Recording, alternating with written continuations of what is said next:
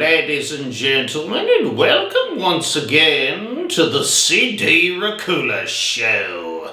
Today's show will be taking a look at the 1971 film, The Omega Man. Before we shoot this film all to pieces, if you guys out there in YouTube land could be little sweetie peaties and hit that subscribe button, I just love you to death. Okay, back to Omega Man here. First off, I love me some 70s horror films. The 70s was such a stylish time, and it even leaked over into their horror films. I mean, here's the star of the Omega Man, Charlton Heston, all dressed up. I mean, come on, how cool is that? And yes, Charlton Heston did star in this film, and yes, he's totally awesome, and so is this movie, The Omega Man. This film was based on the original 1954 novel, I Am Legend. In fact, a couple different movies were based on that same I Am Legend novel, as well as The Omega Man that they're speaking on today. A 1964 film starring Vincent Price, dubbed The Last Man on Earth, was one of those films. And surely you guys out there in YouTube land remember the 2007 film I Am Legend starring Will Smith.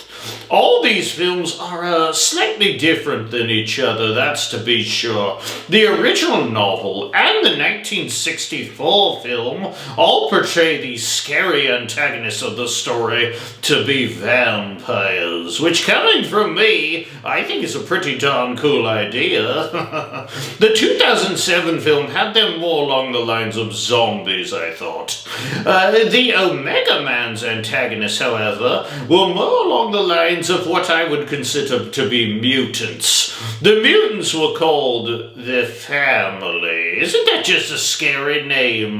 The Family. They were albino pale with stark white hair and pockmarked sores on their faces, and they cover up their milky white eyes with sunglasses. They wear black hooded robes and are adverse to light, so they are a little similar to vampires from the original novel, so they do have that. The mutation occurred when biological warfare wiped out most of the world's population, all except our boy, Dr. Robert Neville. Of course, played by Charlton Heston, as I mentioned before. Neville worked for the military, studying vaccines. Neville takes the experimental vaccine, thus rendering him one of the few remaining humans on Earth.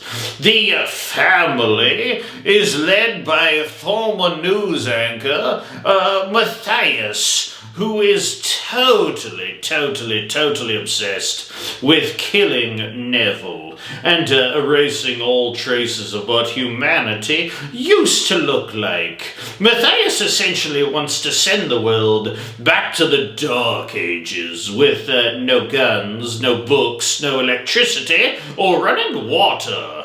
It kind of makes the members of the Family even scarier because of the weapons they use. They're so crude.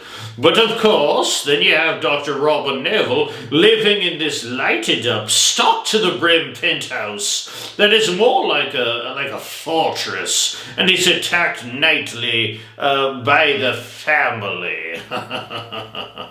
He does eventually run into some other survivors and realizes his blood is the cure, but he's eventually killed by the Family. It's interesting, at the end of this film, you see Neville bleeding, almost Christ-like in the fountain, while the remaining human survivors take off with his vials of blood to make vaccines. I took this scene to symbolize him saving society or something along those lines. It's a pretty great movie, and I think the mutants of the Family are so scary and cool. I love the scene when he's riding on the motorcycle at night, and the mutants are holding all the torches or trying to grab him. I don't know why. That scene just really stuck with me. You know, this movie, it kind of makes me fantasize about being the last man on Earth. Even though I'm not actually a man, I'm actually an undead vampire. You guys knew that. I actually think it would be pretty neat, though, to be the last man on Earth. Maybe I'm wrong here. But I want you guys to comment down below. If you were the last person on Earth, what would you do first? I bet you guys would do something naughty. I'll tell you what I'd do. I'm going straight to Area 51, and I'm gonna see what's really going on there. Like, what's happening in Area 51? I don't know. It'd be a fun adventure, that's for sure. I do think this film was scary and deserves to show some pretty decent marks on the old scarometer. Some pretty decent marks indeed. I would like to thank you, however, for joining me here on this episode of the CD Racoola Show. And if you guys out there in YouTube land could hit that subscribe button, maybe use your pale white pockmarked finger to hit that subscribe button. Oh, that would be totally awesome, my dears. Please feel free to join me next episode of the CD Racoola Show as I take a look at an actual zombie film in The Dead Don't Die. Pretty good cast in that movie, actually. So, till next time, my little blood bags out there in YouTube land, let me ask you this. If I was the last undead 600-year-old vampire on Earth, and you were the last girl, what would we do? Oh, you would just run away from me screaming. Okay, yeah, that's kind of what I thought.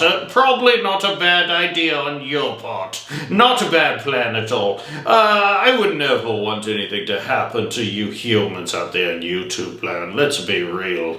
I would get too, hungry.